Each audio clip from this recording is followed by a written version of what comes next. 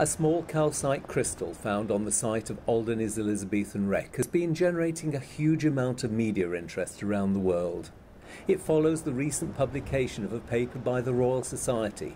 In it, scientists claim tests carried out on a similar crystal support the theory that the Vikings used sunstones as a navigational aid before the days of the magnetic compass.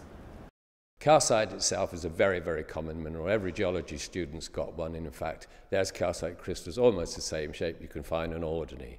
The ones we have on the wreck here are similar to this, but they were actually translucent, and the reason they're no longer transparent, if it was a Viking sunstone, was that it's been rolled around in the sand for 400 years, and of course magnesium ions have gone into the calcium and made it opaque. The still unanswered question is, what was a sunstone doing on a 16th century ship 400 years after the Vikings roamed the seas? Was it simply a fancy paperweight, or was it really being used for navigation purposes? We cannot make such a categoric claim.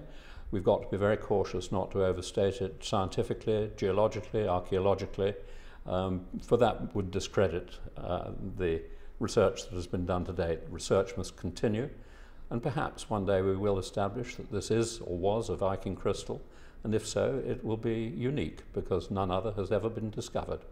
There are many unknowns surrounding Alderney's Elizabethan wreck.